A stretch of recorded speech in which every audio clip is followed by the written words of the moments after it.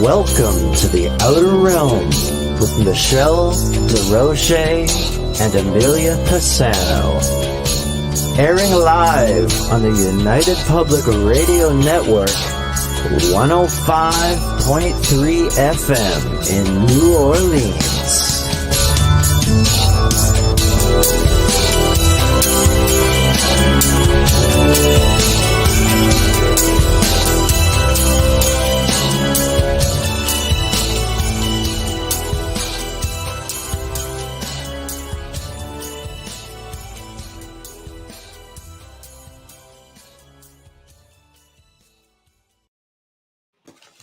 Good evening, everyone. Welcome to the Thursday night segment of The Outer Realm. We are broadcasting live right here on the United Public Radio Network, 105.3 FM from the beautiful city of New Orleans. We are fully sponsored by the amazing people over at Folgers Coffee who have been on this journey with us since the very beginning. So we are so grateful for them. Thank you so much, Folgers. We love you. Big thank you to Dr. Snick, the sonic surgeon, aka Justin Snicker, who is an award-winning composer of Halloween horror, sci-fi, and dark wave electronic music. Can be found anywhere that good music can be found. Example, Bandcamp, Spotify, iTunes, Amazon, you name it. Just in time for Spooky Month, it's coming, and he's got new stuff out, so check him out. Big thank you to Steve McGinnis for all of the amazing banners that you see. Anything out there is definitely Steve McGinnis. Check him out. He does commissions. Awesome. Anyway, tonight, the Outer Realm welcomes for the very first time Charles Lear, and he's going to be discussing his new book, The Flying Saucer Investigators. So, oh my goodness, that's going to be going to the Wayback Machine, but it's a lot of things that people ask about, so he's got it. But in order to participate tonight, we are in 8 different chat rooms. The usual on YouTube, which is UFO Paranormal Radio, UFO Gods and Extraterrestrials, The Outer Realm, of course. And we head over to Facebook, News on the Flip Side. Again, United Public Radio, UFO Paranormal Radio, Canada's Most Haunted, Outer Realm, and Joe Montaldo, UFO Undercover. So I see we've got people chiming in. Helen, Natalie, John, hello. New faces. We like I'm into that ASMR. How does that sound, guys? What is it? ASMR? It actually puts me to sleep. See how easily hypnotized I can be? I fall asleep and I have to turn the TV off. Apparently, it does not take much. That does it for me. Oh my gosh. Oh my God, word. It's ridiculous. No, it does take much. It takes a couple of pills. Under my tongue, one down my throat, and this. So it takes a lot to put me to nice, sleep. Relaxing toddy or something will do it for me. It doesn't take much at all. So yeah. But our guest tonight, guys, is only with us for until about 10:30. So then you get to put your questions together, and we get to do a little bit of jamming just with us for a little while. So that'll be fun, as always. Because we're like amazing, just saying. Yeah, just saying. I got new books too, but I'm not impressed. Books. Not uh-oh. Nope. Why? Oh, well, I'll talk about it after, or we have time because I'd rather read his. Or you want me to talk about it now? No, because our guest is going to be here in a few minutes, so it's better to just read his bio. Then we can do some belly aching afterwards. Yeah. All right. I just Hey, Chris. Yes, do it. Okay. We're going to, I'm just firing off his link. So, and I will read you his bio.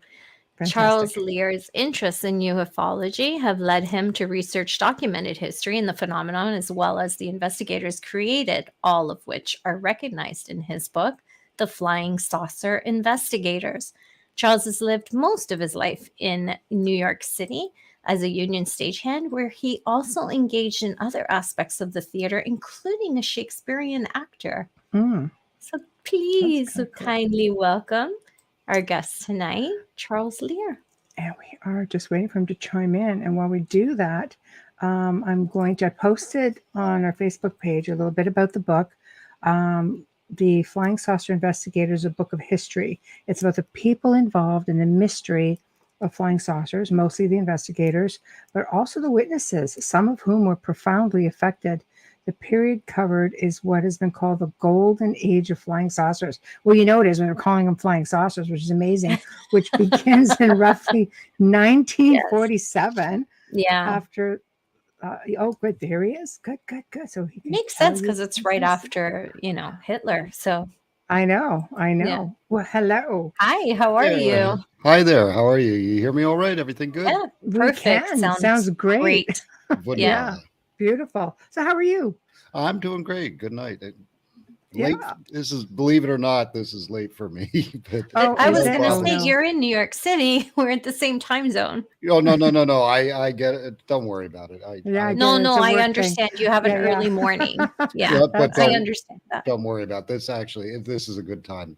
Oh, So, good. Oh, I'm good. glad. I'm glad. Well, welcome, of course, to the show. We've got a lot of people listening, and I'm looking forward to hearing all about your book because I don't know of many books out there that actually talk about the investigators for flying saucers. UFOs. I mean, you get more of it now, whistleblowers, things like that, but you really went into some heavy research for this book, and I'd like to delve into that a little bit. But before, I'd like to kind of touch on humble beginnings is how I like to start. What led you? I mean, you must have had an experience. What led you to want to research this specifically? This specifically, Well, UFOs in general. John Keel's book. Oh well, Ah, UFOs in general. John Keel. I know, right there. That's all you got to say. Okay, yeah, there you go. Yeah, Right. Mothman prophecies. I had it. Yes. I had it in my brain that it it would make a really cool television series with John Keel as the protagonist, Oh yes. and that could be done really well. Oh yes. So I read the book over and over and over again because the book is so strange, and I couldn't figure out why is this so weird. I realized it's super dense. It's about 6 books in one. I actually mentioned that in the book. Yes. Yeah, because it's not about it. It's a little bit about the Mothman, but it's also about contactees in Long Island. It's about Men in Black. It's about UFOs all over the place. There. And actually, his editors cut out at least half the book, and he ended up putting out the 8th Tower with material he left out from the book. Oh, But in wow. any case, to your question, Take it wherever you want. You'll see we're pretty laid back. there are these interesting characters that keep showing up in this book: Gray Barker, Jim Moseley, Ivan T. Sanderson, and these guys sound really interesting, especially Gray Barker and Jim Moseley, who seem to mess with John Keel at the height of his paranoia. And so I looked into who these people might be, and of course, discovered Gray Barker's book. They knew too much about flying saucers, published in 1956, about centered around. Really centered around the Albert K. Bender mystery with the International Flying Saucer Bureau, the first international private flying saucer organization that got started in 1952. It only lasted a year, and Bender at the end claimed that he had been visited by 3 men in black. The mythos really got started there. And that in itself is wiggy, Yeah, and a lot of people thought that the organization got so big so fast that Bender was looking for a dramatic way out.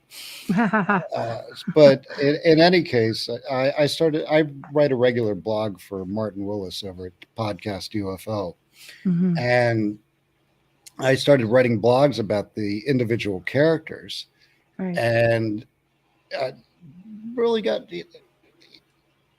fascinated by this. Also, as I was writing for Martin, I've been writing for about 4 years, a blog a week. So that's a lot of blogs. That's a lot of blogs.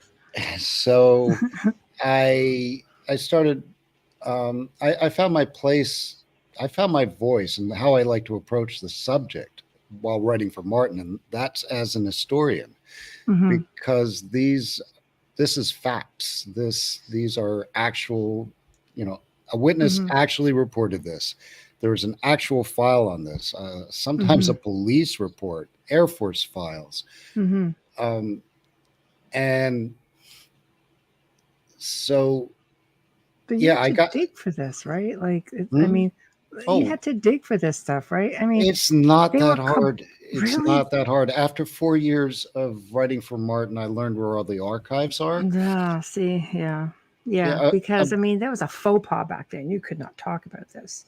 Oh no, no, no, no, no, no. Oh, Not so that. circles. No, This is the it was regular not. folk not allowed Not. to talk about it. Yeah, with the flying saucer investigators, it's a subculture. It was a There we go. subculture, and Right. it's still the ufology still is a subculture. Pretty much. It's very small. Once you get to know some, I got to know Martin, and now Martin introduced me to David Marler. I was able to visit David Marler's house. I was Mhm.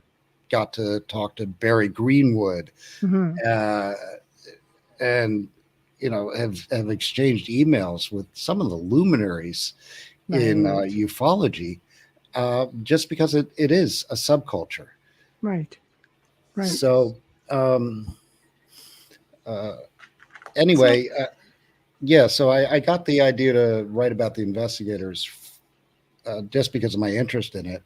right. And what happened was Martin Willis suggested I write a book, uh, possibly compiling all the blogs. And I said, you know what? I've got a better idea. I'm thinking of writing about the investigators. He hooked me up with Philip Mantle, who runs No, of Flying course. Disc Press. Yeah, Philip's No, a friend. He's a sweetie. oh yeah, he really is. And Yeah. the interesting connection between him and Martin was that a guest blogger of Martin's wrote about before me wrote about the Pascagoula incident, and Mm. somebody. That was my dog. It's quite. Oh, what kind of Sorry. dog do you? It's all good. But It's anyway, Morky. He just noticed the box. So he's like, what is that? Sorry. I it's didn't all even know he good. was in the room.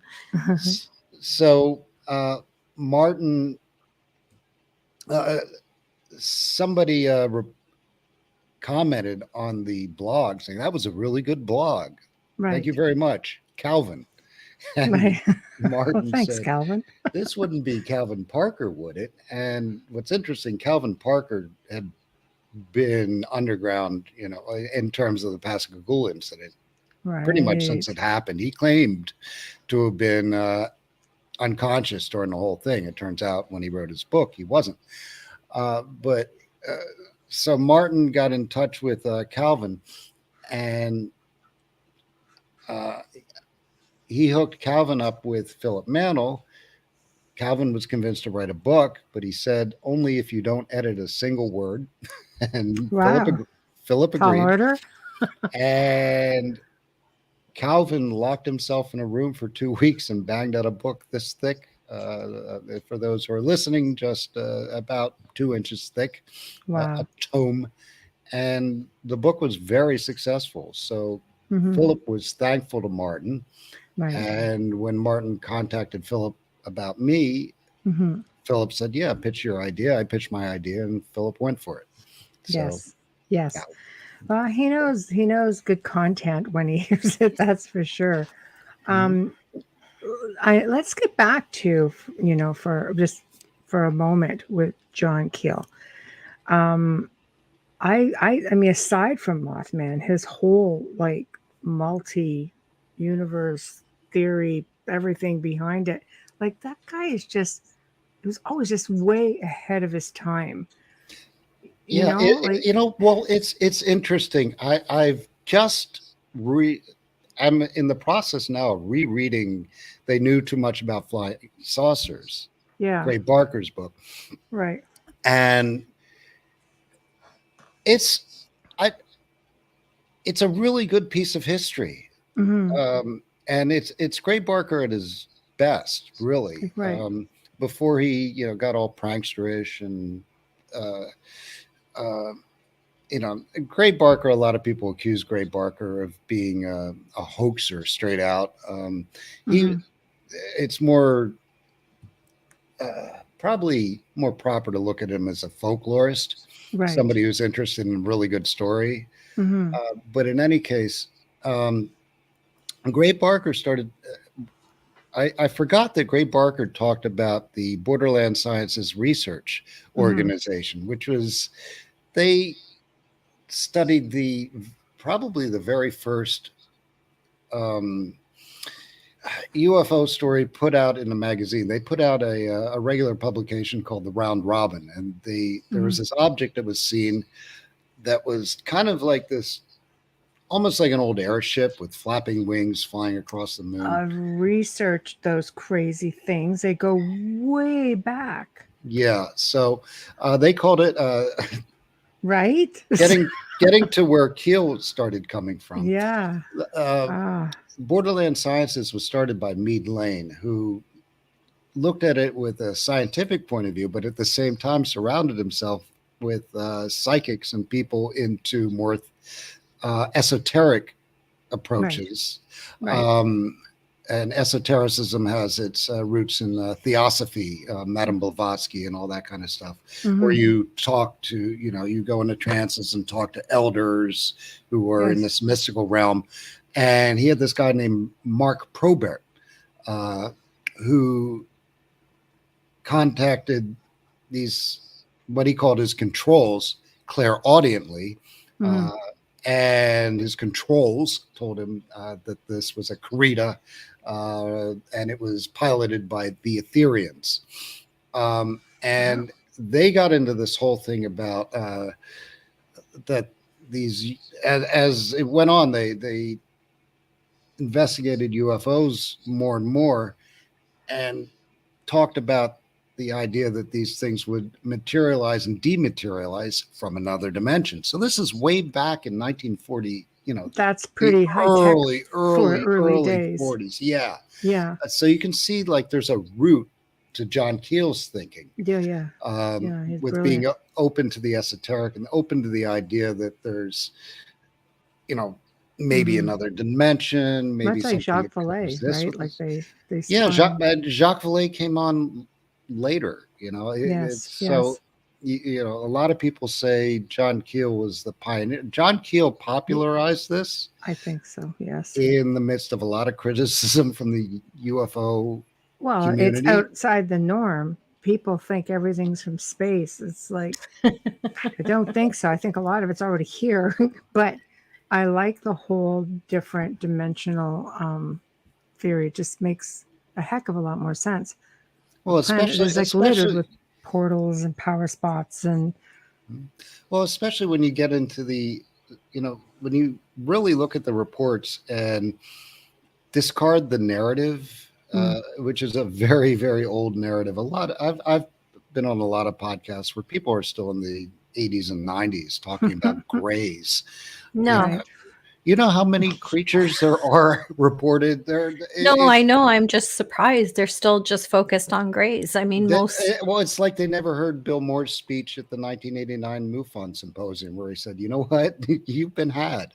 A lot of disinformation agents are feeding you a lot of BS. And also, a really great guy is Jack Brewer, who has a blog site, UFO Trail, and he writes a lot about the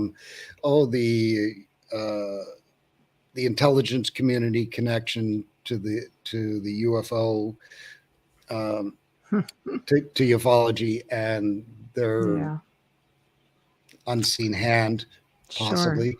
Especially there are big ties between the intelligence community and NICAP. A lot of ex-CIA members were founders and members of NICAP throughout its existence.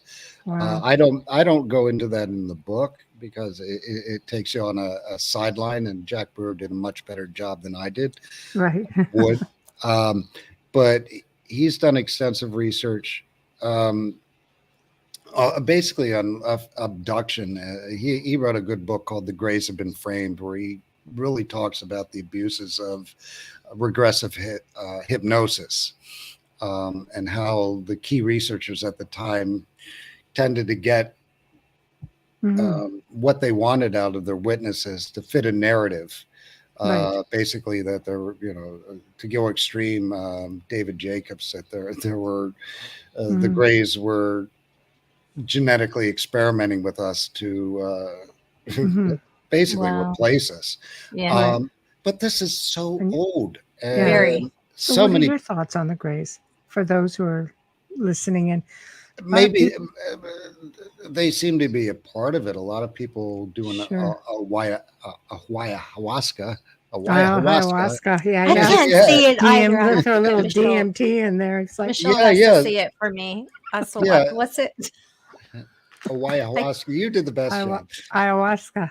Yeah, Ayahuasca. we Yeah, need to yeah. question her. Why is it that you say it this, better than the rest actually, of us? the guy who popularized, the guy who brought that to popular consciousness was William S. Burroughs. Oh, was he? I don't know, because yeah, my son keeps trying to get me to Peru to go with some Oh, my Peruvian shaman. I'm like, I'll never come out alive. I know it. It's Don't you apparently get they sick say after you drink it? Doesn't it make you vomit? Sorry to interrupt it's you. pretty gnarly. Apparently, if you do Yeah. actually do the vines, it's probably better to just take DMT. I'm not You're recommending Oh this. my right. But the saying is that LSD is like a journey. It's like a cruise, and ayahuasca. Ayahuasca is like being shot out of a cannon. Yeah, no, thank you. But a lot of We're not people- promoting doing DMT, just saying. No, Thank you. no, not at A lot all. of people have claimed to see Right. what really fit the description of Greys during these trips. So that's Interesting. pretty interesting. But, Right.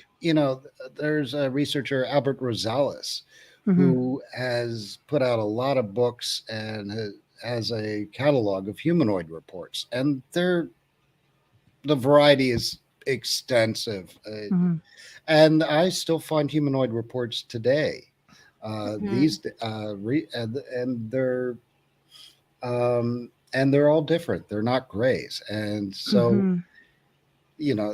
what Well, I found Paul is it Hillier doesn't. even said there were how many? Like 60, 160 different races of extraterrestrials. But how Good much luck. of that is like memory I- scrub too? This is what we look like. This is who we are. Yeah, because you think about it, how many races are we here? Like how Sure. many cultures? How many, like, come on. How could it be that it's only one or it's only 10 or it's only 100? There's no way that we could know that. Yeah, There's absolutely no way. yeah, exactly. Maybe somebody does know. No, but it's but all I don't. it's They'll never tell speculation. Yeah. But when you get back to the history, Mhm. just looking at it as an historian and writing about it with journalistic discipline, Mhm. which I learned online. Attaboy. Yeah. Well, what's the journalistic code? So, and also, my father was a biophysicist, and I taught myself science. Basically, I've got a real interest in paleontology and Mm. geology, and I've read a lot of scientific papers, and so what that has given me, just approaching it from a journalistic and historical approach, Mhm. is I'm just dealing with facts. Mhm. I speculate as little as possible. Mhm. And even with that, what I've found is, especially writing a blog a week mostly about historic cases, Mhm. which many obscure. And I'm never at a loss for material every Mhm. week, no problem. Wow. There are so many out there, and you see patterns. One big pattern that John Keel mentions in the Mothman prophecies Mhm. is Klieg conjunctivitis, also known as welder burn, which I'm a welder at the Metropolitan Opera. And I've had welder burn, and it hurts like a mother. It's Yes, basically yes. sunburn of the eyes. And it showed up in some Mothman witnesses, and it shows up over and over and over again in UFO reports. So that's, That I didn't know.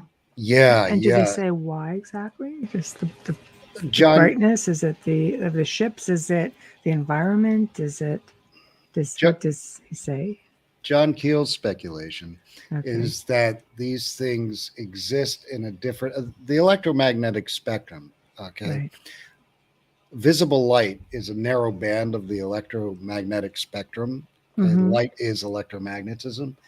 So, John Keel's speculation is that maybe what people are seeing exist outside of the electromagnetic spectrum. I think they come in through infrared and Mm. go out through ultraviolet. So if you're going out through That's interesting. ultraviolet, the ultraviolet is what causes the cleat Mm. conjunctivitis.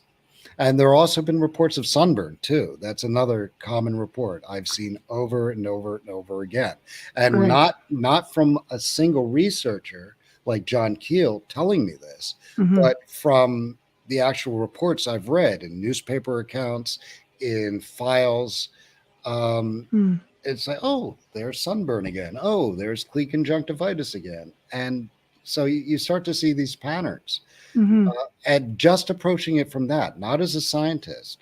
Mm-hmm. Um, but Hmm. anyway, No, I think it's fascinating. Just right down to, all the eyewitness accounts of something coming into the room or their home or their space. It's always that big flash of light. So I'm thinking, because I've had it happen to me, and it's freaking blinding. It really is. It came into the house and was like, it was just, it lit the whole room up, bounced against the wall, bounced back out. And I mean, I had to adjust, So I'm thinking I could see just from that standpoint, it being, if you're up in the middle of the night and something comes barreling at you. I mean, I can't explain how bright it was. well, that's fascinating to me because I've never experienced anything.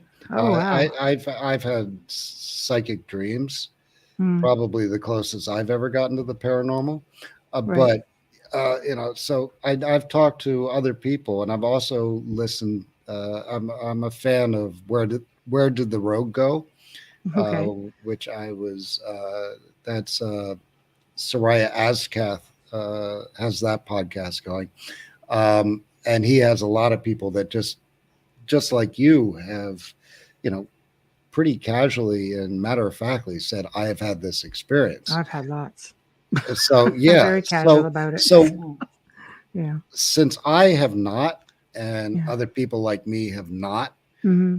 uh, I say, okay, there are two types of people: experiencers and non-experiencers. Mm-hmm.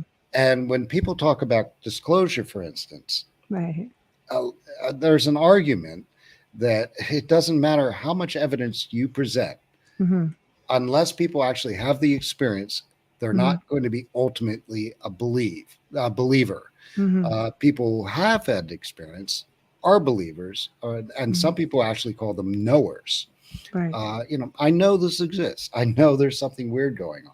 I've had enough weird experiences that I know that the consensus narrative of uh, materialistic Western scientific reality Mm-hmm.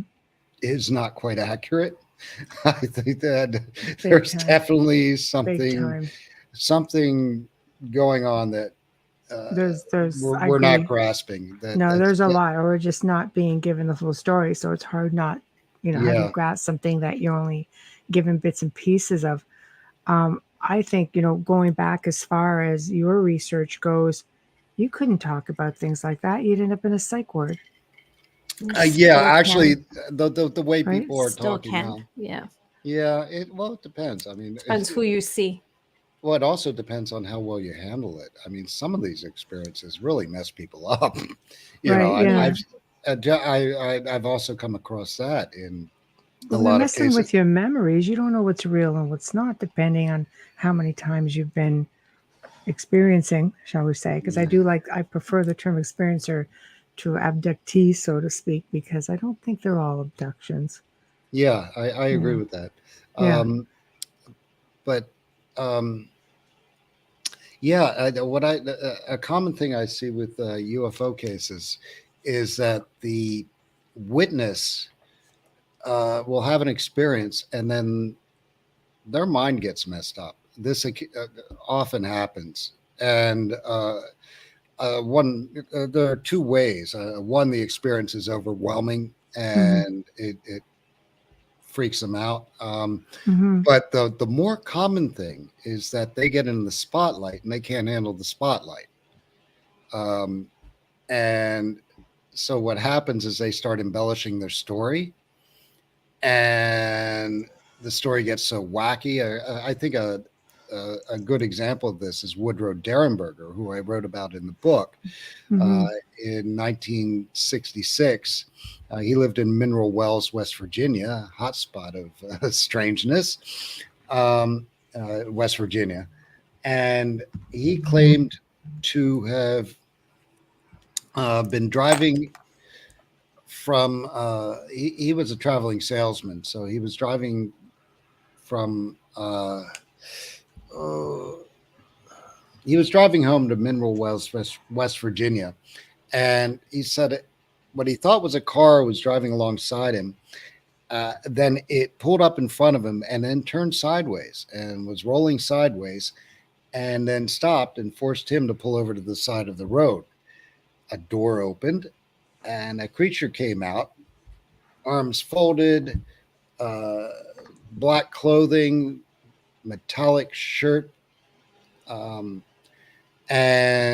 a pleasant expression on his face. This creature has become known as the Grinning Man, and often you'll see kind of insidious looking grin on it with teeth and all this nastiness. Oh, lovely. But Derenberger described him as having a pleasant expression. Right. He walked up to Derenberger's window, passenger window, and asked him. No, he communicated to Derenberger to roll down his window. Derenberger rolled down his window, and this is a weird part of Derenberger's story. Derenberger rolled down the driver's side window, and this creature came up to the human-looking creature came up to the passenger side window and started communicating with him telepathically. Derenberger describes saying he suddenly realized he was hearing words and this guy's lips weren't moving. Right. So, which is pretty normal, with ET communication. Right. Yeah. Reports of ET communication. Yeah. Right. Yeah. Anyway, the creature, asked, do you work for a living? What do you do? What's that over there? What's your sign? That's just so bizarre. What a bizarre conversation. Yeah. It was real simple. And he said his name was Cold, and said, go tell your story, go tell people, you met me, and I'll come back and confirm your story. And then this thing that had originally been on the road had been hovering about 50 feet above the ground the whole time Derenberger was talking to it, according to Derenberger. And then it came down, the creature got in, it went off. Derenberger later said the creature's name was Indrid Cold. The creature visited him later. Now, a name like a human. Sorry, Charles. Wait a minute. Indrid Cold. So Indrid, wow. Yeah, Indrid Cold's a bit of a internet meme. So Right. Type that in. You'll find the Grinning Man with his nasty looking face, and it's not the pleasant expression that Derenberger described. Oh my gosh.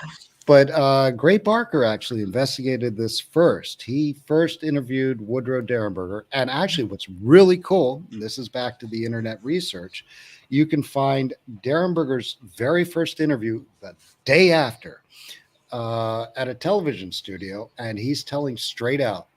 And he sounds so damn sincere. He's got, this beautiful West Virginia accent, and he's very polite. Well, sir, this man came over to me.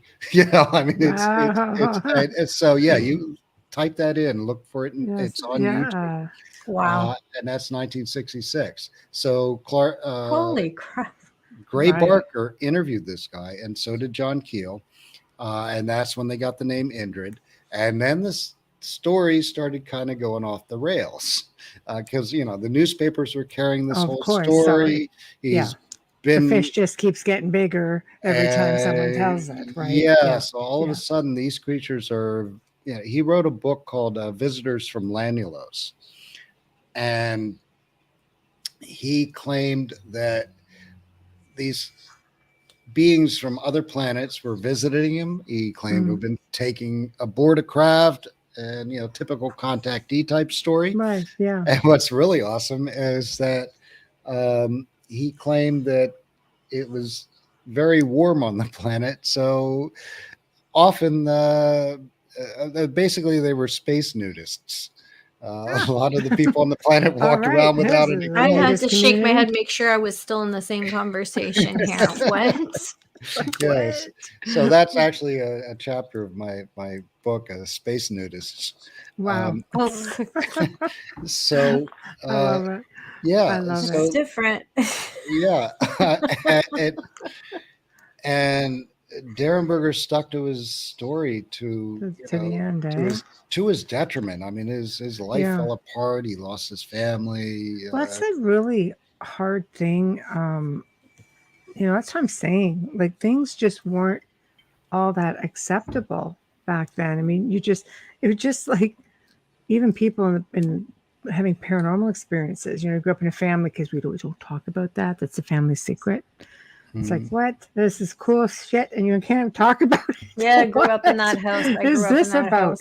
Yeah. It was seriously, yeah. So, I mean, I can't even imagine. Like, I was fortunate to grow up, you know, in a family where my mother worked in a planetarium with a priest, and they would analyze photos for NASA. You know, everything was all blacked out, so all you got were the pictures of UFOs. Oh, wow. And this, she would sort them and arrange them for, I mean, I guess he was the authority at a university and at the planetarium. So they were practicing, the astronauts allegedly practiced up there before the moonwalk. So there was all associated, this whole thing. So she did that. We're going back into the 70s, right? Of course, the 60s rather. So it's just sort of like, you know, a lot of that. So that wasn't deterred in me. I remember being a young child having experience, but I'd look to the stars all the time. I'd sit outside and go, all right, where is it? You know, it was normal and it wasn't discouraged. But unfortunately, I think it is on an average discouraged. Like I said, you end up in a loony bin at some point if you tried to talk about it back then. But now it's like, you know, with the internet, we're becoming more aware, and everybody's got a camera phone. You can't really hide it anymore. People can take their own photos. They can do their own recordings, their own audio, video. You know, you can't just hide it. But what is being hidden, you know, and even back then when you look at Blue Book, oh no, everything is just a complete misidentification. It's not what you think. What do they have? Like over 12,000 reports of something? Are they all, even if it's a smidge that wasn't, it's like, come on, you know, like, yeah. Well, what I found in my research, it depends on who's in charge. So NASA right now is saying, yeah, we're going to investigate UFOs. Them too, yes. Well, because the guy in charge of NASA is friendly to it. That's all there is to it. He's open-minded to it. You know, when the Air Force got hauled into Congress, another chapter in my book, they got hauled into Congress because Gerald Ford was a representative of Michigan, where a bunch of sightings took place, and a press conference. J.L.N. Hynek, the scientific consultant for the Air Force, went down to Michigan to investigate, and he called an unprecedented press conference. Mm-hmm.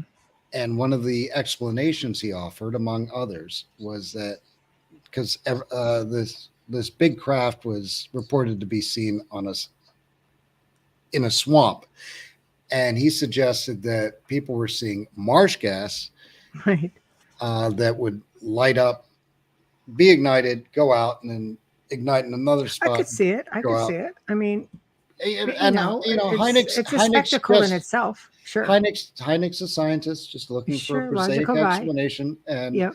you know, my father told me, you know, that the best scientists seek to disprove their Of course. hypotheses.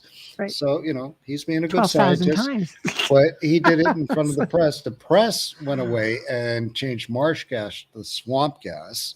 Right. As far as I can tell, in the video you can find on YouTube, Right. there are, Hynek says marsh gas the whole time, and marsh gas became swamp gas in the press, Right. and a lot of people got incensed with that, and Gerald Ford especially, and he was a House Minority Speaker at the time. Right. You know what? It doesn't matter what you say. Yeah. So he approached two committees and Right. said, I suggest you hold a hearing and bring the Air Force in to explain themselves, essentially. Right. And I think it was the Armed Services Committee said, hey, Air Force, come on in. Right. Right. What are you doing? Right. So, you know, that's another example of who's in charge. And so when Edward J. Ruppelt was in charge, Edward J. Ruppelt, basically what happened was the first incarnation of it was Army Air Forces started investigating. And I think, no, by the time the investigation got really started, it was the Air Force as we know it. The Army Air Forces became the Air Force, essentially. And after Kenneth Arnold's sighting, there was an investigation, and then it became formalized into Project Sign, and then became Project Grudge, I think, throughout maybe 49. And Sign, they actually gave an estimate of the situation. This is legendary. I don't believe anybody, the original document's never been found, where they said that we think these things are from other planets. And they said, no. Yes. We're going to talk about that. No. Stop right there. Yeah, I do that. So Grudge got started, and Ruppelt in his book, The Report on Unidentified Flying Objects, published in 1956, said that, you know, the official line was that there was nothing to the name Grudge, but he said, yes, there was indeed. And Grudge became a PR exercise, get the public off our back, explain this away any way possible. Well, what happened was there was a group of people, I think it was Monmouth Air Force Base in New Jersey, and a group of people were touring it, and I think some high-powered brass were among them, and a radar operator was demonstrating the radar, and all of a sudden something came on the radar that went way faster than anything we had and back then knew. Yes. Yeah. Right. So basically one thing led to another, and it came out that Grudge was not seriously investigating unidentified flying objects.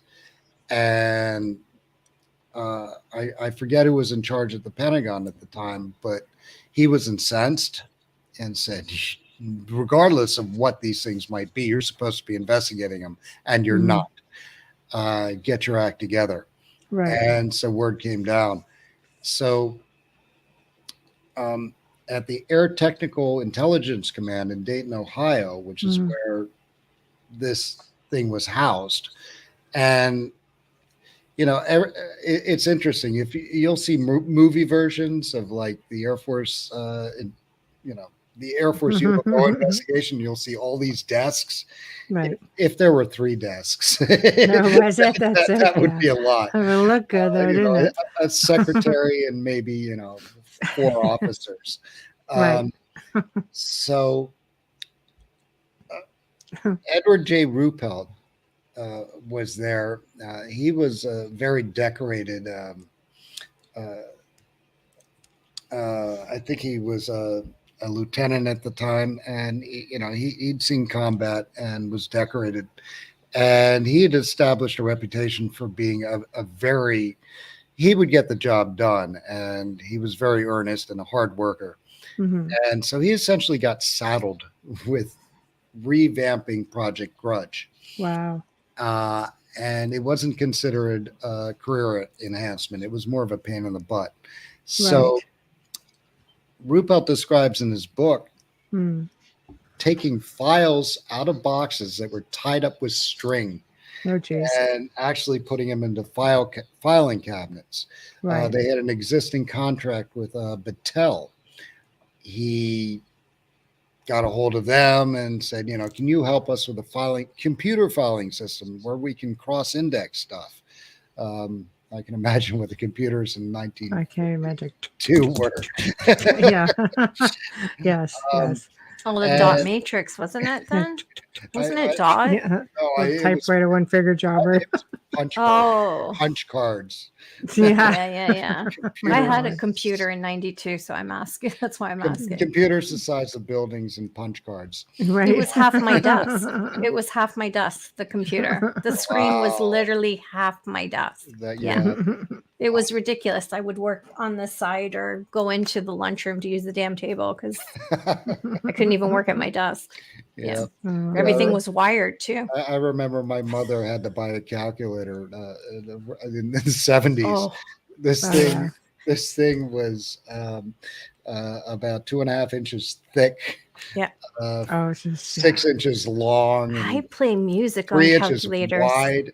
Yeah. And this thing, I think it cost like $200. It Oh, was yeah, they were ridiculous, right? astronomical back And then. the highest calculation it could do was a square root.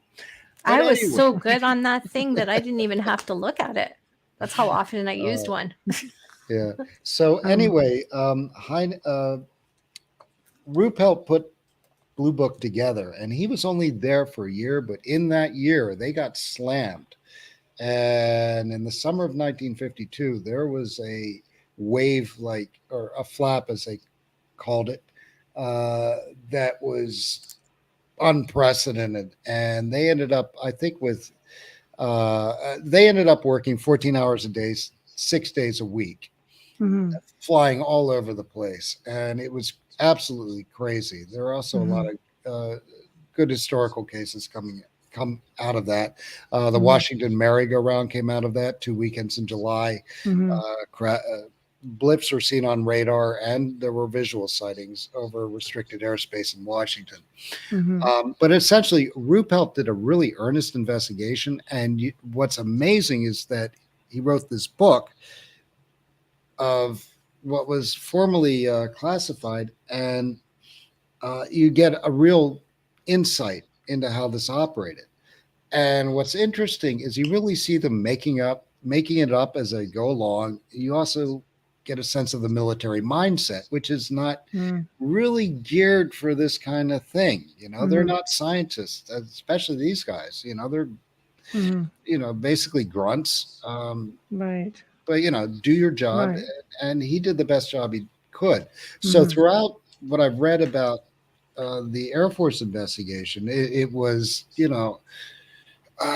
grabbing at straws and trying to fit things into boxes and try to make things make sense, and real pretty damn clumsy, quite frankly. And then another period in the 60s, the early 60s, was Robert Friend was in charge. And Robert Friend is a former Tuskegee airman.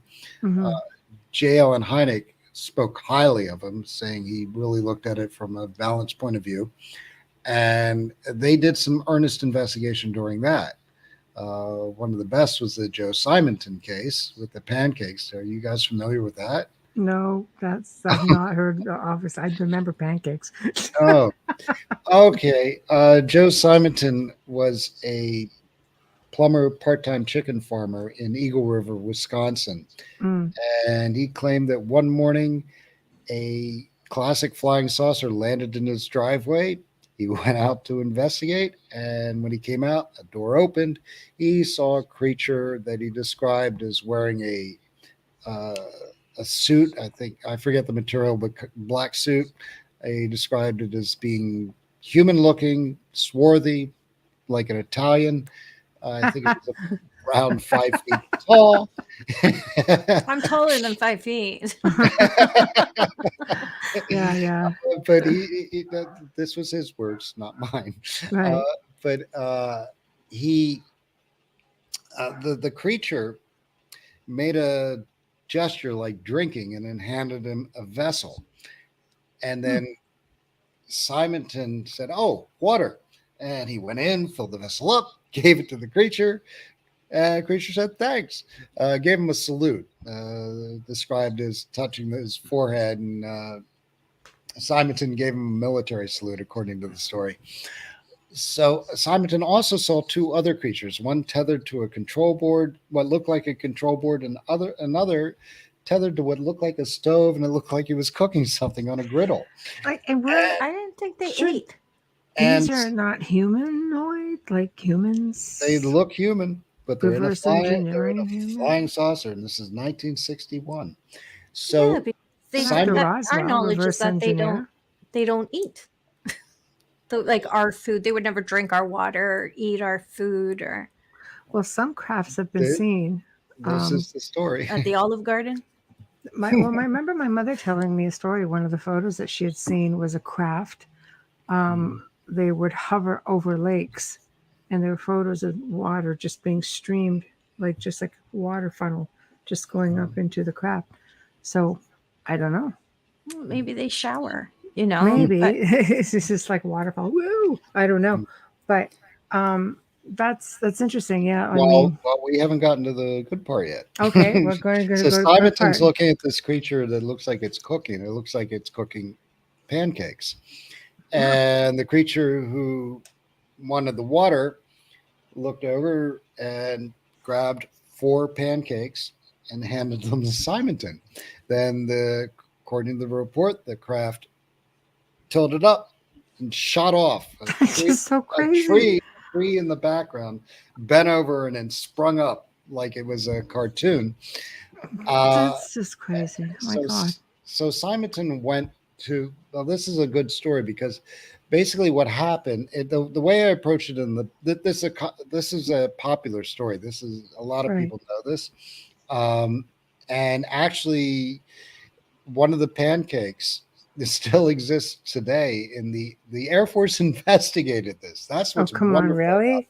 They investigated the pancakes. A pancake that Simon, on our tax dollars, a pancake was analyzed by the Food and Drug Administration and another lab, something associated with the Air Force. What did they come up with? What was their findings? What you would find in a buckwheat pancake. Oh, come on. See, right there. Come on. Yeah. So that's another common thing you see. Why would they eat refined greens? It's like the worst thing.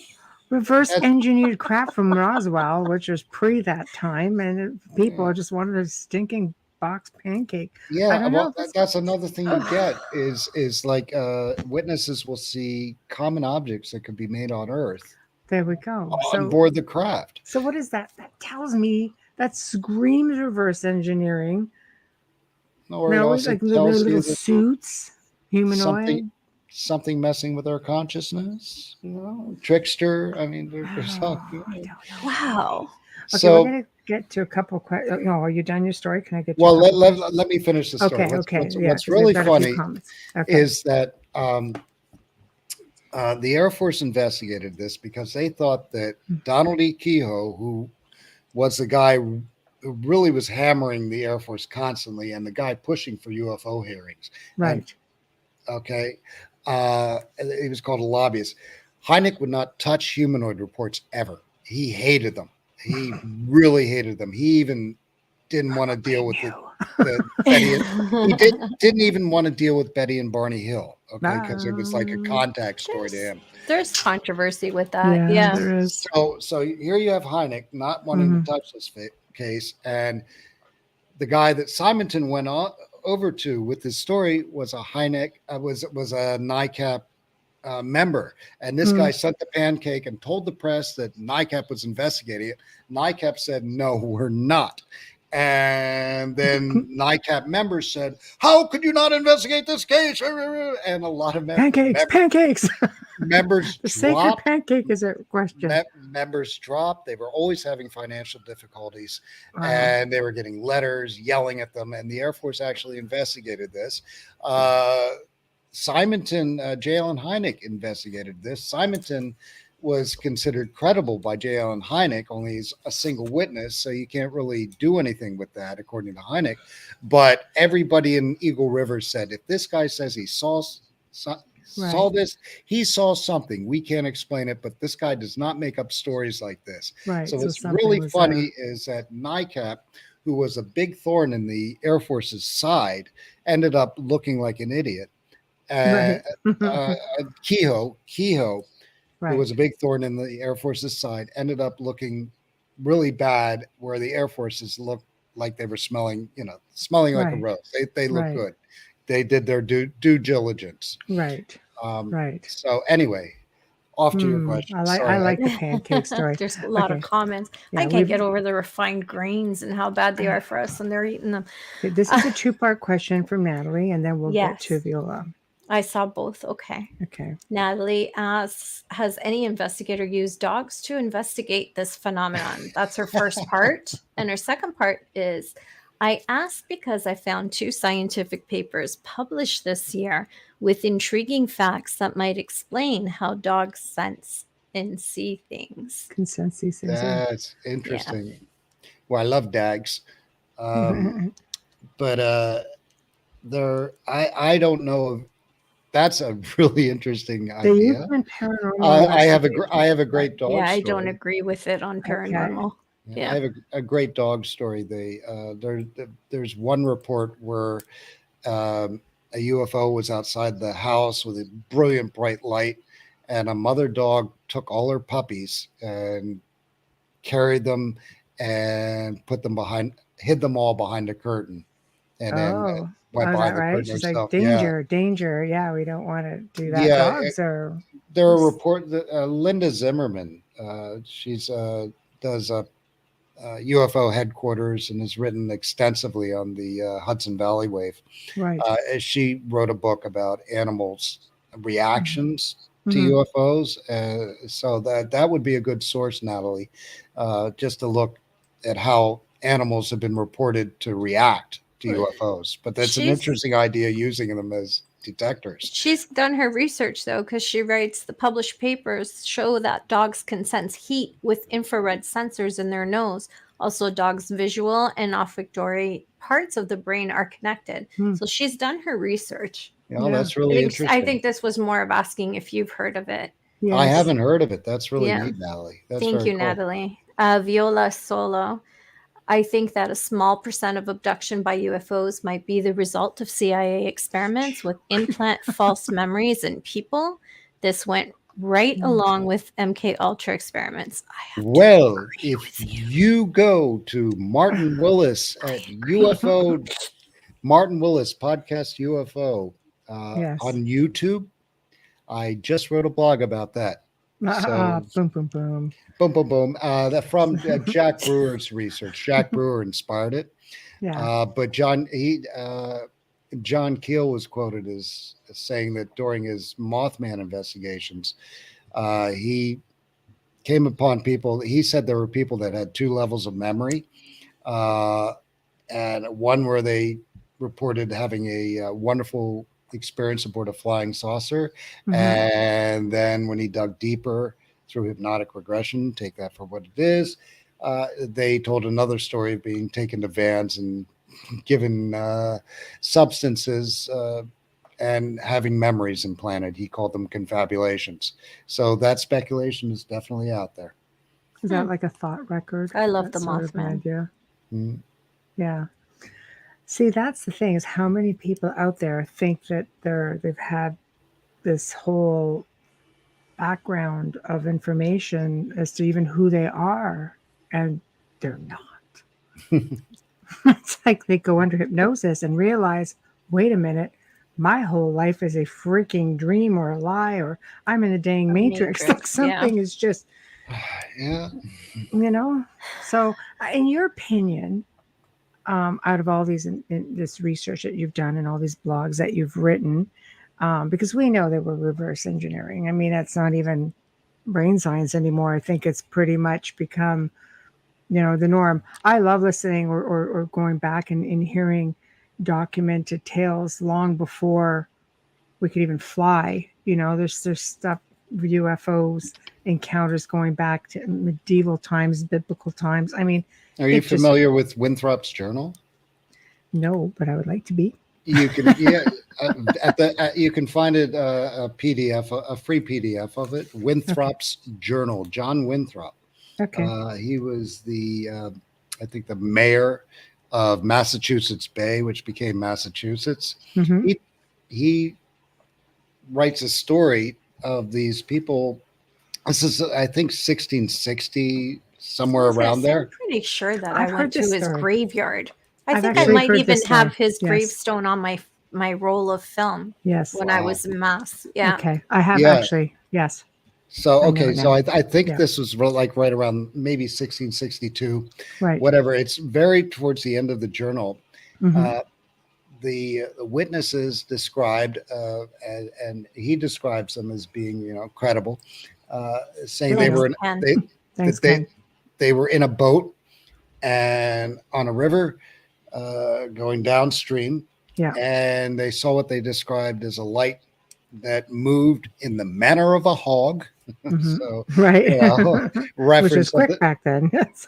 reference Yeah. of the time, yes. Yeah, wild Yes. hogs can run. So Yeah. they're watching this light move around. Mhm.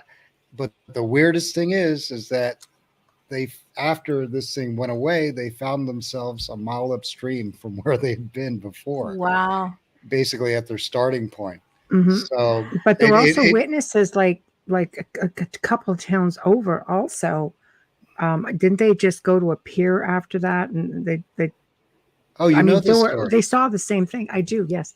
I Yeah. realized that. Wait, I do know this. No. Massachusetts. What they were seeing all these lights in, I think in Yeah. Massachusetts Bay, and they Right. heard voices calling out to them. Okay. And I Thank you, think, Ken. I think, He just gave the link. Sorry. oh, there you go. Yes. Oh yeah. Thank you, We Ken. Ooh, got yeah. an educated audience here. We Awesome. do. We do. Sometimes I ask them the questions. Oh, right on. Yeah. Yeah. So that's another But thing see, in that's Winthrop's credible. journal. Even the Yeah, Civil well, War had experiences and Yeah, I sightings in gotta- the Civil War. I gotta find the damn photo now. It's driving me crazy because I know I have his headstone on my phone. But Oh, that's so cool. Yeah. but I mean, how do you? I think Roswell was a game changer. I Oh, mean, that's at least I'm that sorry. became. I'm biased. I know. I got Yeah. basically it's from the It became July public. the right? July 9th, the July 9th Roswell Daily Record. Okay. Mhm. Mac Brazel describes finding rubber sticks, tape with purple flowers on it, and carrying it in a bundle, maybe about 8 inches in diameter, Right. and and also to put it in context, the Army said they found a flying disc. Well, if you look at all the press accounts of what people described, everything was a flying disc, whether it Yes. was a disc or not. Right. Farmers would find 6-pointed radar targets on their farms Mm. covered in foil, and it would be described as a disc in the press. Mhm. So, I know it's. but as far as my book goes, and as far as me Yeah. having to take responsibility for actually Yeah. publishing anything on it, it was a Right. non-event because the investigators, the private investigators, really hadn't gotten going until 1952. There were Right. there were clubs, who would trade stories, but nobody investigated really until 1950. Yeah, Mhm. right around 1952. So the Roswell thing just came and went and was a non-event by the time the investigators got going. Right. It really didn't become anything until Stanton Friedman and others Yeah. resurrected it late 1970s. Yeah, but Mhm. he had some really valid points. I was fortunate enough to have interviewed him. And Oh, wow. I think Roswell, when you look at it, it becomes almost like a political conversation, and you have to be very careful.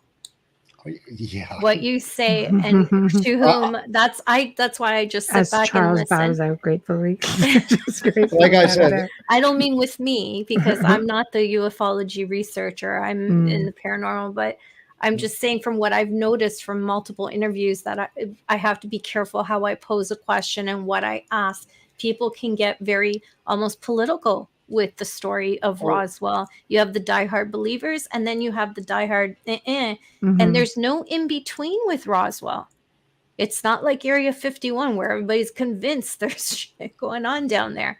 Roswell is like this. Area 51's like this, you know? And if you can't see what I'm doing, sorry, everybody who's tuning in. I'm just saying there's extreme polar opposites. Right.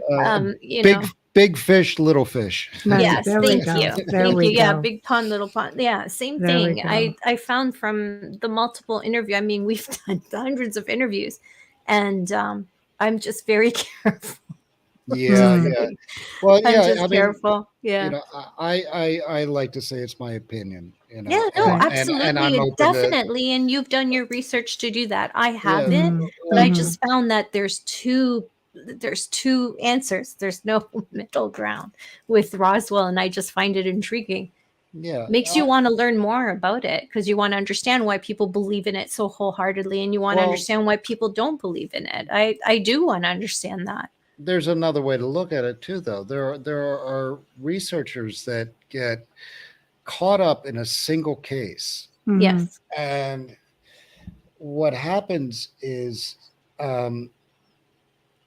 if you've staked your whole career on the single case and you're tracking and you're finding stuff that validates it and validates and validates it, and it's looking really good. And so say you're 20 years into it, 10 years into it, and then all of a sudden something comes up that says this might not be true. What do you think is going to happen? Do you think you're going to tank. suddenly turn around when you've based your whole career on it being true? That's a really real danger for any researcher. Absolutely. To focus on a single case. Yeah, it's a fair statement, and it works both ways. It works where you don't find anything and all of a sudden all this proof is coming and you have to accept that this is true. It works both on both absolutely, sides. Yeah. Yeah. Not of this argument. I mean, there's people who don't believe in UFOs and they find all this research to prove that this was done by the government and this is fake and this is that. And then the real stuff comes by them and they're like, no way. It's like, wait a minute. If you believe the research on the internet saying it doesn't exist, why aren't you believing the research that it does? So you have to be open-minded with all of this stuff, right? We do have a question. Yeah. I'm looking at Natalie's question. Yes. Natalie, were there U.S. investigators in Thailand and Vietnam during the Vietnam War? There were reports in Vietnam. I'm definitely aware of. I don't know about Thailand. I do write about Asian cases. But in terms of investigators at the time, no, I don't believe so. But I know reports definitely came out of Vietnam. And I don't think I've ever done, in terms of modern investigators in Thailand and Vietnam, that'd be interesting to look into. I haven't. Absolutely, right? Especially with the technology richness of the education in Asia. Can you imagine if they were getting a little help? Well, there are different. What's interesting is there's still a big language barrier, even today. I tried to research some sightings in Japan, and it's real hard to get information. They just developed a new UFO task force research. Those are the guys I reached out to. They have Kenichiwa Rise archives. So I wrote a blog about this. It's just a really cool case where this guy, he was a farmer. His dog was causing a ruckus, and he got up dogs. See what was going on and opened his door, and there in front of him was essentially a four-armed cephalopod. Two of its arms were used as arms, and two of its arms were used as legs. The proper term is arms, not tentacles. That's why I called them all arms. Anyway, And it was dressed in, according to him, dressed in a vinyl suit, and took him aboard a craft. And he jumped out of the craft. He was thrown out of. He went to run away and was thrown out of the craft, and then met with the creature again and claimed the creature took him up in his craft again. This time he went for the trip. He was given a rock from Titan. Wow. And then when he went to have the rock analyzed, and this actually made the newspaper when he went to get the rock analyzed, and was told that it was a normal rock, another one of those, from that could have come from an area quarry.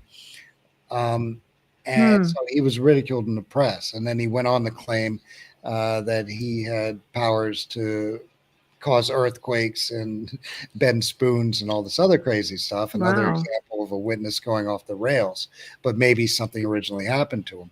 But the guy who investigated this was Kenichi Arai.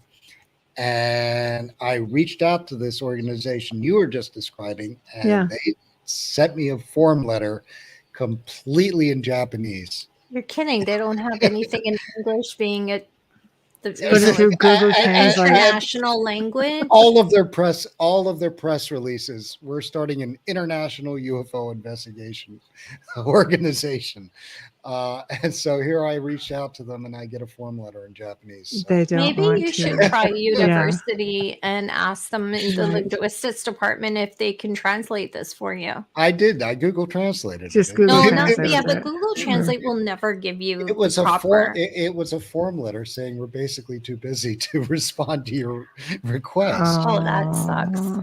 Maybe you just have to, get one of the higher ups. So like Joe. I found that Asia is pretty difficult to investigate, though.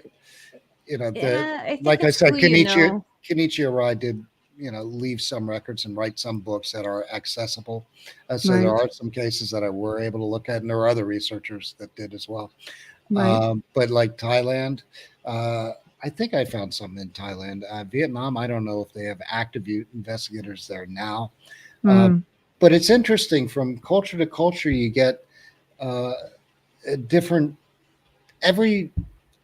countries seem to have a different flavor. Right. I can't really define that flavor, but there are different aspects to the reports that you don't see in other countries. Right. For instance, a famous report from Poland, I forget where it was from, but like a farmer had two creatures jump in his horse cart and take him to their UFO. He went up into the UFO.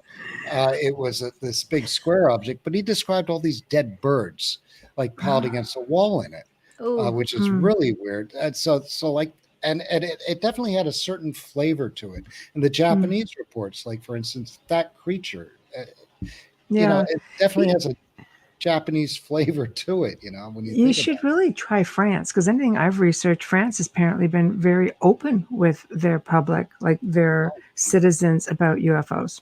I've done. GEPEN was the French organization. Apparently something gets out there, they just put it right out there. South American countries have been back and forth, very open with their investigations. Italy as well. Italy's got a huge UFO community. Are you familiar with the Sanfretta case? No, I don't know about Michelle because I don't follow it, but I'm just saying I know that we had, was it Daryl Sims who goes to Italy all the time and meets with a community there? Yeah, I'm sure you've got them everywhere, but no, not familiar with the case at all. That's really what's really interesting about that case is that it was investigated by a journalist who was not interested in UFOs, whatever. Rino Di Stefano. He wrote a book about it called the Sanfretta case. It's a kind of clumsily translated, but it's still a really good account. But essentially, what it was is this private security guard who was hired to make the rounds of the local villages around I think it was around the Italian Alps. The Dolomiti. saw these lights on this property. He went to investigate, and he encountered this huge 9-foot tall creature with sort of triangular glowing eyes, weird spikes coming out of its head, huge feet. And it wasn't a reptilian? It was very unique, just totally unique. He described his mouth as being sort of looking like a metal grill. And it sounds a bit like they can project what they want you to see. Or maybe they know his fear and that's what they projected, right? It just seems so obscure. Crazy. Well, what's really crazy is this guy, this guard had, his fellow security guards from the company came out to look for him and found him face down on the ground. He freaked out. I think he grabbed his gun. They had to take his gun away from him. They reported, and so they told all this to Di Stefano when he interviewed them. So they described that this guy was freaked out. And another common thing that they said his head was really hot, even though it was a really cold night. So he started to be taken up in the craft, and this creatures and others like it started talking to him, and it turned into a contactee experience. And this happened repeatedly, and the guy would go missing, and they'd have to go looking for him. They'd find his car abandoned, and then him, like, on the edge of a cliff, or over a cliff on a ledge. And the same thing, his head would be hot, and sometimes the inside of the car would be hot. And there were other times where the car was described as having traveled a distance that it could not have possibly traveled in the time given at night in incredible snow. And Stefano describes in this book actually driving these courses and trying to duplicate the time and not being able to come near it.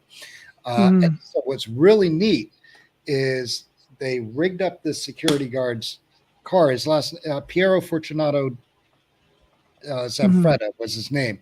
They rigged up his car without him knowing it.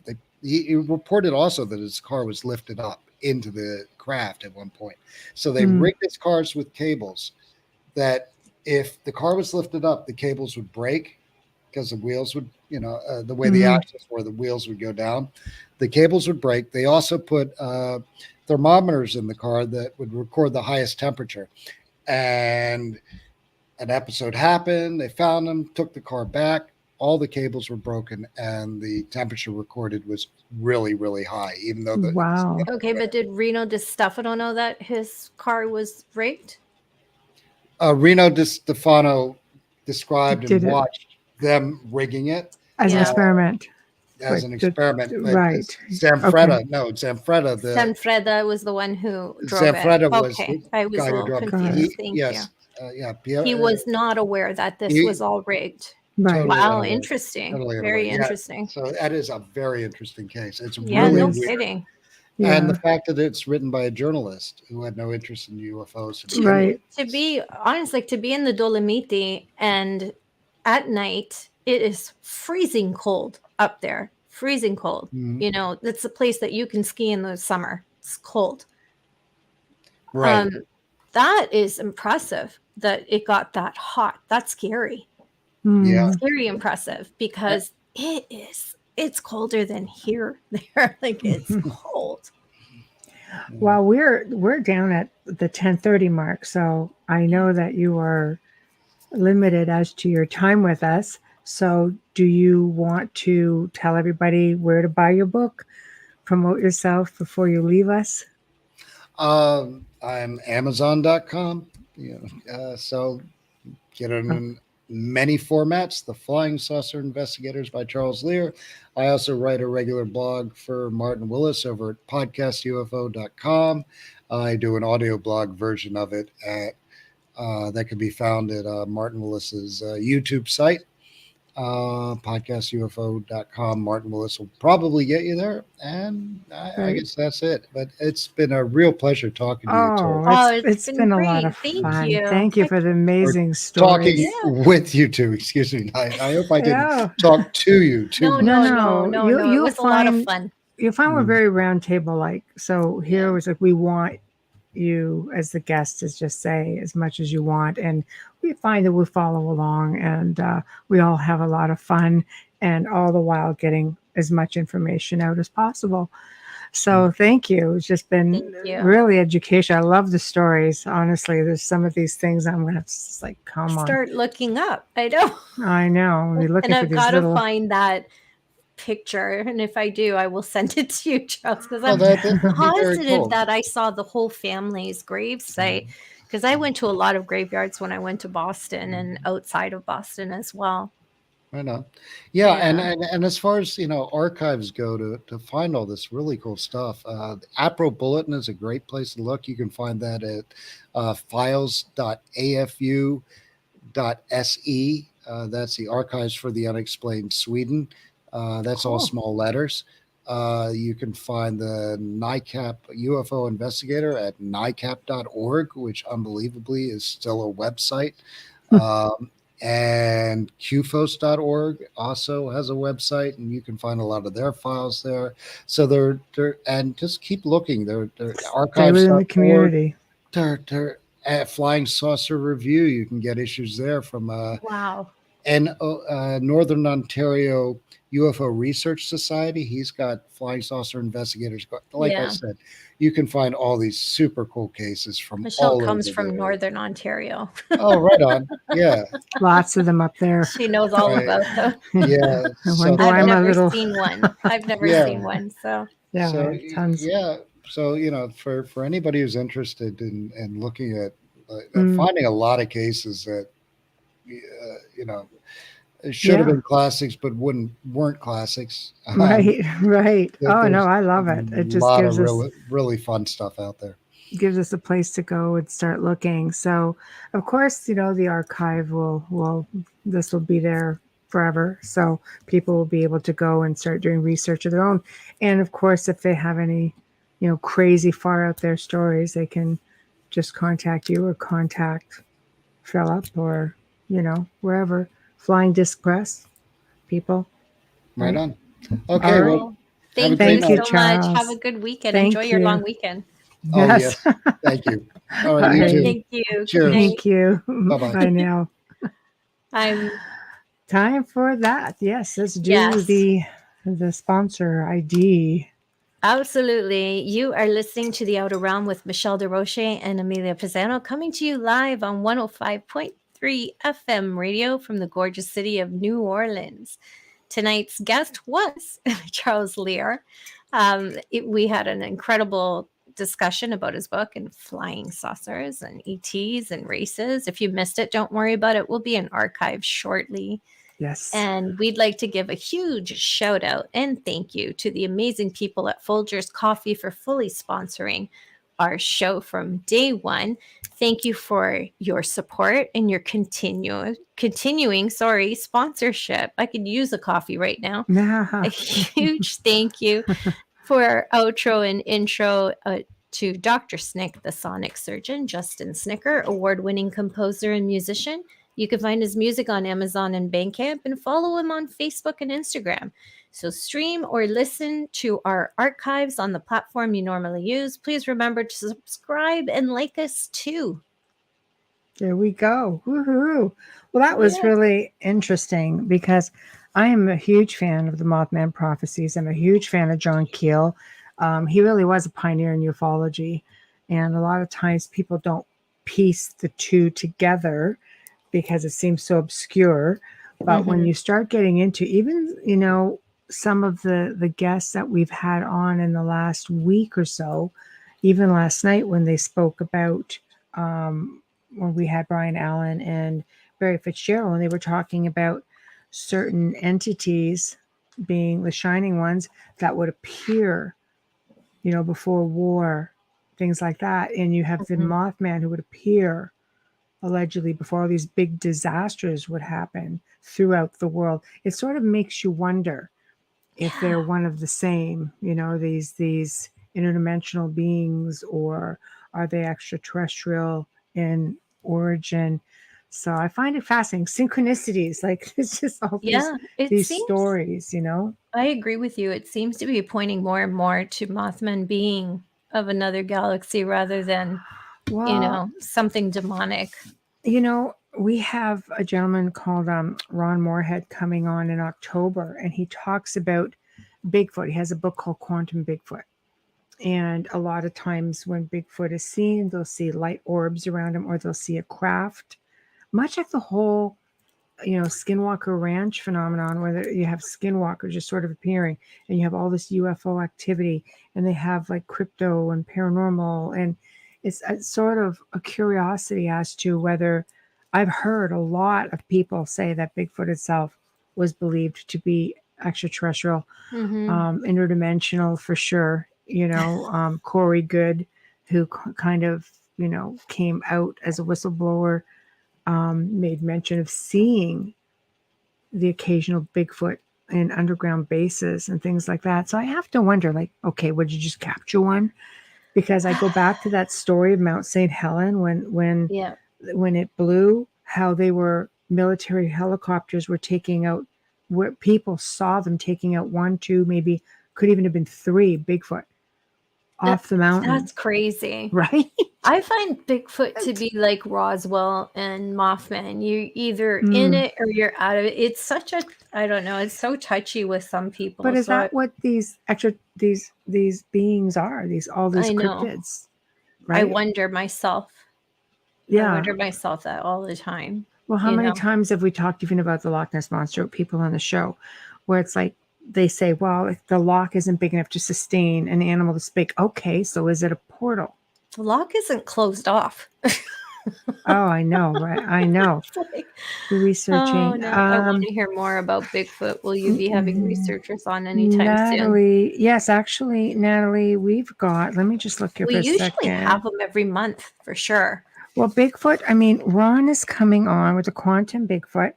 You guys will actually know, Ron, if you have been following the Alaskan killer Bigfoot, Ron was brought on as a special guest. And he's on October 27th. And then we've got John Kuykendall coming on about Bigfoot November the 3rd. And he's been on before. He has been on before. You could find his archives.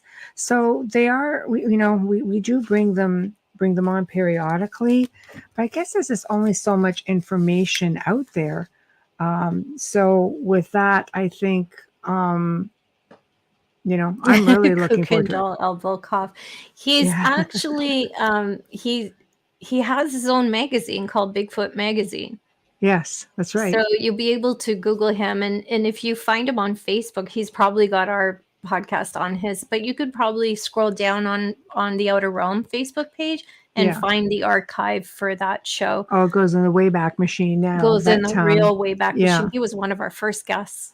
Yeah, it could be way back there, but definitely. Yeah. Otherwise, go to SoundCloud and catch the audio archive and just look for him there. He should be there anywhere, Spotify, any platform you can iTunes, find. Any platform that you listen to. United Public Radio first. Yes, and then just once you hit on to the network, then just go in and Google Little Old Us, and you should definitely find that. So Little Old Us. I know, but I just think that there's so much to all these cryptids. It's even when you come down to dogmen being werewolves, when you come into thank you, Natalie. Even vampires, Well, I'm glad you found us. Thank you, Natalie. Thank you. We love your comments, by the way. We love everyone participating and interacting. I love learning from all of you. It's true. We've got great people in chat. We go, for those who don't know, simultaneously across 8 different platforms during every show. So just live. Yeah. And I always say, no matter where you're watching, please like us, love us, subscribe, whatever the case may be. And show us some love and support the way we show you love and support by bringing all these amazing people and great, topic matter to the show, because let me tell you what, there's a lot of good content with people who have never been on the show before, and Yeah. some who have, who are just mind-blowing. Good stuff coming. Just saying. Okay, Bubbles, I know you're just busting at the seams for this one. Such a Okay. freaking pet peeve. Okay, here we So go. I go on a very well-known site to purchase books that you can Okay. purchase anything on. And I mean anything. Okay. And I was so intrigued by this set that I didn't read the description. So the first part is already on me. And I said, oh, I've got to have this book, not reading the description of how the books are. Now, let me tell you something. I am a grown-ass woman. I'm 53 Thanks, years old. Natalie. I bought this book called Most Haunted Exorcisms and Possessions. Ooh. I do not need a print this large to read. Please, when you're writing stuff, please stop doing this. It's just ridiculous. I feel like I'm reading a primary book. I was really disappointed. Maybe I shouldn't do this, but if you want to argue with me, Matthew Clark, you can give us a call and we'll even put you on so you can talk about why you did this. I'm just really annoyed by that. If you're going to have a smaller book, then just have a smaller book. You're printing in primary form. It's driving me crazy, to be honest with you. Maybe just send it back. Yeah, well, definitely going to send them all back. I was Some really, people like the magazine style though. This is really big, Michelle. This is like a 48 font. Jesus. That's large. Like, look at that. For those of us who need And our everything glasses, in so. here is stuff. There's nothing unique about this book. You can just Google this information. It was really disappointing because it wasn't described that way. So it was really disappointing and my fault for not continuing. I love these little books. They're called, this one's Demoniality, Incubi and Succubi, a book of demonology. It's not a book of demonology, but at least this is like what it should look like in the inside of a book. Sorry. I know I might get some hateful email, but I really don't care. The Book of Forbidden Knowledge. I'm not reading these. I'm going to reference because these are first edition 1910s reprinted. So this is not something that was written by anyone in the last 10 years. The new edition came out in 2016 and it was edited, but the first edition 1910s was Johnson Smith and Company. And it's amazing. I love these books, these little books. I love them. Great reference. Use it for good. I just want to put that out there. Use it for good. It's good. It's good to reference for if you're seeing things or you need to understand symbols and things like that. It's one of those good little small books if you're just starting. I think it's great. And then I've got the Demonology of King James, original edition 1597, King James 1. Right. The edit. And I thought that was really awesome without, spending like, what is it, 100,000 for a first edition. But yeah, I was disappointed with this Most Haunted because there is a series of different ones. And I feel like this to me is a money grab. So I wouldn't recommend this book at all.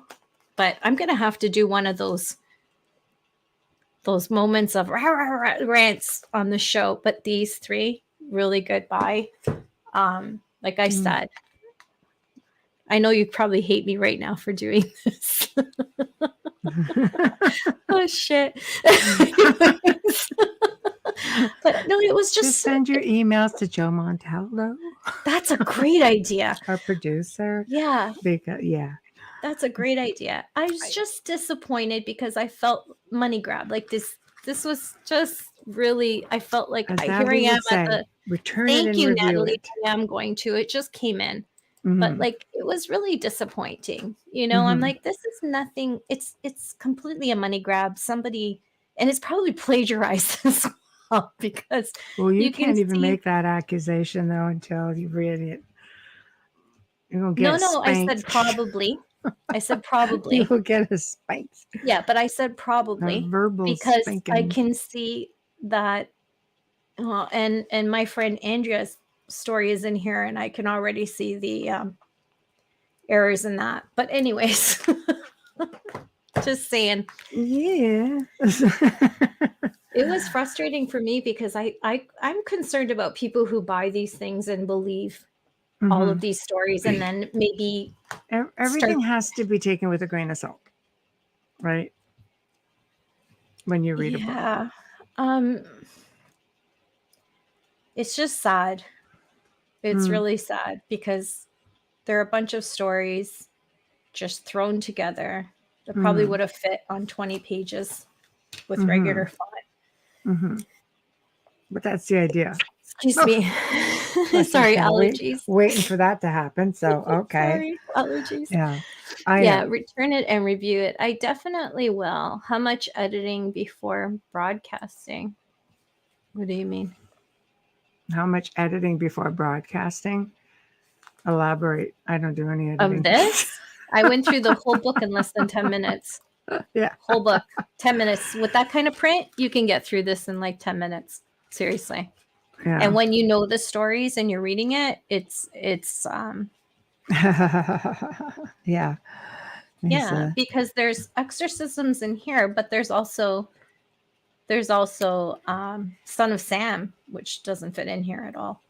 But no, but I remember doing a show on connections, somebody else's show on connections between some of the alleged serial killers and their fascination with, demons and darkness and the devil is, devil made me do it sort of thing. And there were a couple that were thought to have even been, like with severe attachments. So I don't know. I can maybe see where he was going with it, but that's something that, again, it's just very much hearsay. But a lot of it, is hearsay. The thing is about the paranormal is that it's an industry, or it's an area that's very hard to prove or be credible. I mean, I spent freaking 20 years making sure that at least you hold on to your integrity, because for me, I've always said, I don't have all the answers. People have seen me on TV, you get labeled as an expert. There are no experts in this field. There are some people who know a crap load of stuff. And there are some who, like myself, I know a lot of stuff, but I make a point of learning and educating myself on a regular basis. And I don't just look. Like, I would look at a book like that and say, okay. I would go in and start researching that information on the stories, cross-referencing those stories. This isn't done at all, because I'm telling you, I'm sorry. No, I'm just saying, No, I'm looking at the Perrin family. Now, I've read Andrea's books and I'm friends with Andrea. And Roger Perrin and his daughters were desperate for assistance and called Ed and Lorraine Warren. That is a lie. And I know that for a fact, that it's a lie. Someone else contacted them without telling them that they were contacted. This is telling a story based on a movie that they watched. It's not factual. Son of Sam is not factual. I actually studied the case of Son of Sam and did a whole series on serial killers. So I do have knowledge of this. Okay, I do know. And it's demonic possession. He's labeling it as demonic possession. Like, I'd love to have a conversation with you. Look for his website. Send him an email. Yeah, website. That's the funny thing. But he has a whole bunch of books started, and he's claiming they're the most haunted. So there's another claim. Most haunted places in America, places in the UK, places in Canada, hospitals and asylums. I don't know. Like, I'm just telling you, this is definitely going back. There's a lot of incorrect information in here, and I feel bad for anyone who's buying this stuff thinking it's real. Leave a review, because a lot of people go and look for reviews when Amazon is one of the worst places to read a review. Yeah, but the fact is, they're there. Yeah, I look at reviews. I actually Google reviews. At them. I'll look at them on Reddit or on something else before I look at them. And saves me a lot of angst. I wonder if I should have read reviews before, but I don't think there are any on this. But it's definitely going back. Like I said, it was just frustrating because when I saw it, it looked Maybe it's so just great incredibly. for young adults, who prefer to have something like that. If they're going to look for something, they're not going to look at a really in-depth book. But it's not good for them because it's not accurate. Mm-hmm. That's the problem, because he is stating a scary journey in the most famous true stories of exorcisms and demonic possessions. None of these have been validated, and none of the stories there's a lot of misinformation here. Mm-hmm. So I do have a problem with that. I would imagine that the victims of the Son of Sam would have a problem with the way this was written as well. Mm-hmm. So when you're writing about serial killers, you're also affecting the families of the victims that are left behind. Mm-hmm. That That's doesn't really stop. difficult. That's a ripple effect. It is, because a lot of these serial killers, they are still, it's not back to the Jack the Ripper days here. These are current times, in the last few decades, and you are going to have survivors and people who are affected, like their family members and such. A lot of people don't think of things like that, even when you're putting something on television and some stories. You have to be mindful of the people who are left behind. And it's not even just the victims' families, it is also the killer's family. People don't take that into account. Like some of them, some of them turn in their own family members. Others, they're victims too, because they can never show their face again. Guilty by association. Like there's some, and they feel for Can you imagine being related to a serial killer? I'd change my name. I mean, Carla Homolka's sister changed her name. I'm sure many have. Carla Homolka's sister changed her name. Sure, so did Carla Homolka. Well, she married married her attorney's brother, because who else would do that? Oh, yeah, we're not dealing with a whole bunch of scruples there in the first place, but no. But it happens. So it's always good to do your homework when you are buying a book or even a film, anything. I'm any glad product. that it came to me, though. Maybe I know I ranted, and I apologize for that. I don't hate you. I just dislike what you did here. Yeah. It's definitely a lesson in reviewing, but it's also, I think maybe I'll touch someone who's reading this and thinking this is real and it's happening to them. And I just want to I want to help that as well. Like it just, some of these books that the younger generation buy, and they believe in it, and then they start acting things out and doing things like communication and stuff like that, because it becomes so cool to them. If you're going to buy a book, I always like like when there's an original that's written and it's not very edited, like these kind of books. I love these. And I love and some people have complained about this, but I actually love this, where they will take the original and they scan it and put it in print for you in a book of the original. So it's untouched. I love those. And you can get them there as well. But that's definitely going back. I thought, good thing I didn't buy the whole series. I only took the one, because of course you find it intriguing with a title like that. You do. Oh, I love what Natalie says. The lessons you learn from buying and returning it will be a gift to us all, and what results from your disgust for its content and determination to help others find information. Thank you, Natalie. I adore you. I get very passionate about things when they're put out there. Working crime for so long, you really watch everything that you say and do. And when I see things that are misrepresented, it's painful, because I've worked with victims' families. So it's a big one for me, Absolutely. Yeah. I do believe in raising awareness, so to speak. I might have done it a bit nice way of putting it. Just Amelia's more of a pit bull than a stealth bomber. Yeah. So yeah, it's just like, it's, we've done the same thing with watching different television shows, and I've got my pet peeves, because I think research should be done a certain way. I think most researchers who are credible believe that things should be done a certain way, and usually you don't do something that puts the family at risk, or that would do something to compromise the location.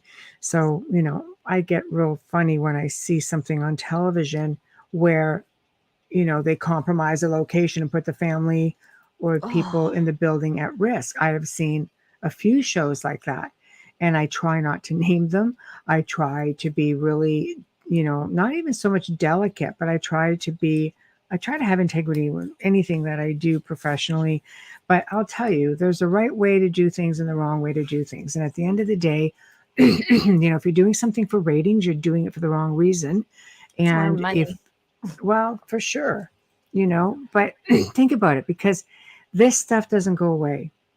You are on television, this stuff will float around forever. I'm always so humbled when somebody messages me and says, I think I saw you in something going back, like you had blonde hair. I'm like, oh God, I was like in 2007. But they're like, they love the story so much. Like, I really connected with that. Thank you. It's just like, that makes me happy. And I know the story they're talking about. I never got paid to do any of these things. I was just, No. you go to tell your story. You go for people to find you, because if you need help, then they know, you know what, that's that person. You'll come and they'll seek me out. I get so many wonderful emails and messages that I just think is mind blowing to me. Don't go in and do something ridiculous, because it can come back and haunt you at any given time. Okay. Always do the right thing. You never Always know do the right who's thing. watching, or you never know who's reading, That's right. So Might just happen to be someone who's got like 3 million listeners every night. I or don't someone know. who's got a hell of a lot of connections in law. Just it's a mix of a lot of different things, Yeah. people. Always do the right thing. But, as we're nearing on to almost the top of the hour, we're going to wind it down. And I was just really, really happy. Great show with Charles Lear. He's just got some amazing stories. And because they go so far back, I haven't heard a lot of these In stories. a So it's long like, time. I know. So it's like, wow. But big thank you to Charles for coming on and spending as much time as he could with us. And hey, thank you, See, Kira. so sweet. Yeah. And big thank you to Folgers Coffee. Big thank you to Dr. Snick. And always appreciative, so appreciative for our sponsors. If you'd like to see a specific guest or topic on the show, or you have any questions, please email us at theouterrealmcontact@gmail.com. That's theouterrealmcontact@gmail.com. Also, like I said, please subscribe, support us, whether you're liking us, joining us, subscribing to us, whatever platform you're watching, whether it's the network, whether it's the Outer Realm, please definitely show your support. We work very hard for you, and we all try to have a good time on show night. Next week, we welcome back the return, of course, of Cheryl Costa. She's going to be doing, I think, part 2 on magic, and she's a whole lot of fun. If you guys, she's been on twice, talked about UFOs the first time and part 1 of magic the last time. She is a hoot, and we all have a really good time.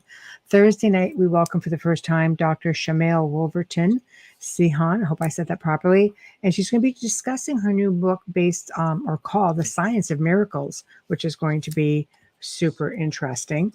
So tomorrow night, tune in for the Church of Mavis, 8 until 10 p.m. That's going to be Eastern, and the Centralist, which is 10 until whenever on Friday evening. And that's going to be your political show. So you guys need to vent. That's the one to do it on. So everyone behave yourselves, and we shall see you next week. So good night.